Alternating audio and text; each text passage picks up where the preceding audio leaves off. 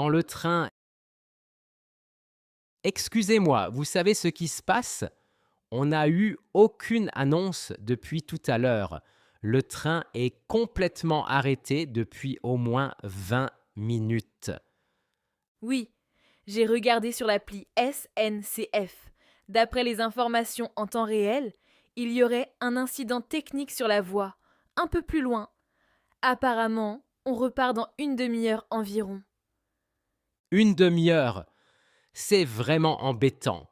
Je dois prendre une correspondance à Lyon pour aller à Grenoble. Si on arrive avec autant de retard, je vais forcément la rater. C'est vraiment stressant ce genre de situation. Vous avez une réunion importante?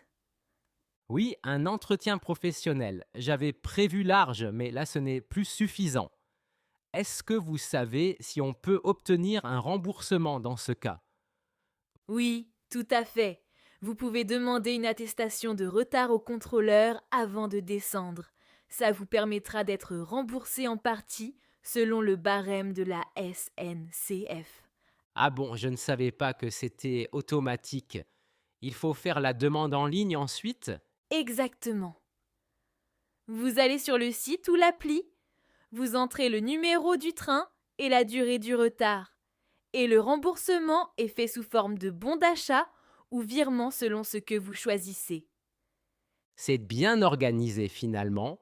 Et pour ma correspondance ratée, il y a un recours. Si le retard est causé par la SNCF, ils sont normalement obligés de vous proposer un autre train sans supplément. Adressez-vous directement au guichet à Lyon. Merci, vous me rassurez un peu. Vous voyagez souvent en train? Assez régulièrement, oui. Je travaille entre Paris et Lyon, donc je connais bien les galères de ce trajet. La ligne est chargée et les retards ne sont pas rares. Malheureusement, C'est décourageant. Moi, je préférerais prendre la voiture, mais avec les embouteillages et le prix de l'essence, le train reste quand même plus pratique. c'est vrai. Et en première classe, le confort est vraiment appréciable. Vous voyagez souvent pour le travail? 2 ou 3 fois par mois. J'essaie de privilégier les transports en commun pour des raisons écologiques aussi. C'est une bonne démarche. Ah, regardez, le train recommence à bouger. Enfin, j'espère qu'on va rattraper un peu le temps perdu. Merci pour tous vos conseils, vraiment. De rien, bon courage pour votre entretien. J'espère que vous arriverez à temps à l'aéroport, enregistrement et bagages. Bonjour, je voudrais enregistrer ma valise pour le vol Air France AF 1049 à destination de Barcelone, s'il vous plaît. Bonjour madame. Votre passeport ou carte d'identité ainsi que votre confirmation de réservation, s'il vous plaît. Voici, j'ai tout sur mon téléphone, le QR code est là. Parfait. Je vais peser votre bagage. Il affiche 24,3 kg. Or, la franchise bagage pour votre billet est de 23 kg. Oh, à peine plus d'1 kilo de trop. Il n'y a vraiment pas moyen de faire une petite exception. Je n'ai pas d'autres bagages. Je comprends, madame, mais les règles de la compagnie sont strictes sur ce point et le système est automatisé. Je ne peux malheureusement pas passer outre. Combien coûte le supplément dans ce cas? Pour 1 kilo supplémentaire, le tarif est de 15 € si vous le réglez ici. En revanche, si vous souhaitez éviter ce coût, vous pouvez retirer quelques affaires et les placer dans votre bagage cabine. Mon bagage cabine est déjà bien rempli. Je vais quand même essayer de déplacer quelque chose. Vous pouvez attendre 1 minute? Bien sûr, prenez votre temps, on n'est pas encore en période de rush. Voilà, j'ai retiré mes chaussures de randonnée et une veste. Ça devrait suffire. Parfait, on repèse 22,8 kg. C'est bon, madame. Ouf! Et mon bagage cabine, il fait 8 kilos et les dimensions sont correctes, normalement. Pour la cabine, la limite est de 12 kg et les dimensions autorisées sont 55 par 35 par 25 cm. Si votre sac respecte ces mesures, vous n'aurez aucun problème à l'embarquement. D'accord. À quelle heure commence l'embarquement? Votre vol part à 14h20. L'embarquement commence à 13h. 50 portes dès 14. Je vous conseille d'être à la porte vers 13h40 au plus tard, car les contrôles de sécurité peuvent prendre du temps aujourd'hui. Merci beaucoup. Je dois passer la sécurité tout de suite. Oui, dès que possible.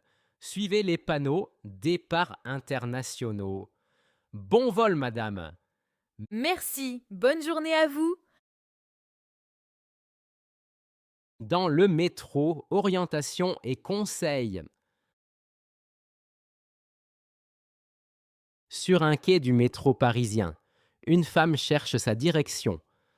Pardon, monsieur. Excusez-moi de vous déranger. Je cherche la ligne 4, direction Montrouge. Je suis bien sur le bon quai? Ah non, pas du tout. Vous êtes sur le quai direction porte de Clignancourt. C'est la direction opposée. Il faut traverser via le couloir là-bas. Oh là là, j'aurais pu me retrouver très loin. Merci. Et pour rejoindre la station Châtelet depuis ici, je dois changer de ligne? Non, Châtelet est sur la ligne 4, justement, mais dans l'autre sens, direction Montrouge, précisément. Donc, une fois sur le bon quai, c'est direct, pas de correspondance nécessaire. Parfait. Combien de stations environ? Depuis Barbès-Rochechouart jusqu'à Châtelet, il y a environ 6 ou 7 stations. Comptez une dizaine de minutes. D'accord. Je ne connais pas encore très bien le métro parisien. J'arrive de Bordeaux il y a 3 semaines seulement. Ah, bienvenue à Paris alors. C'est vrai que le réseau est très dense au début, mais on s'y fait assez vite. Vous avez des conseils pour mieux s'y retrouver? L'appli RATP est vraiment très pratique. Vous entrez votre point de départ et votre destination, et elle calcule l'itinéraire avec les correspondances, les durées et même les perturbations en temps réel. Je vais la télécharger tout de suite. Est-ce que le ticket à l'unité est vraiment cher ici? Ça peut vite chiffrer si vous prenez beaucoup le métro. Le mieux est d'acheter un carnet de 10 tickets, c'est moins cher à l'unité. Ou alors le pass Navigo semaine ou mois si vous prenez les transports quotidiennement. Je pense que je vais opter pour le Navigo mensuel alors. Ça couvre aussi le RER? Oui, le Navigo mensuel toute zone couvre le métro, le RER, le bus et le tramway dans toute l'Île-de-France. C'est vraiment le plus avantageux si vous vivez à Paris. Super, merci infiniment. Vous m'avez vraiment bien renseigné. Avec plaisir. Et si jamais vous êtes perdu à nouveau, n'hésitez pas à demander. Les Parisiens sont moins froids qu'on ne le dit. Je m'en souviendrai. Bonne journée.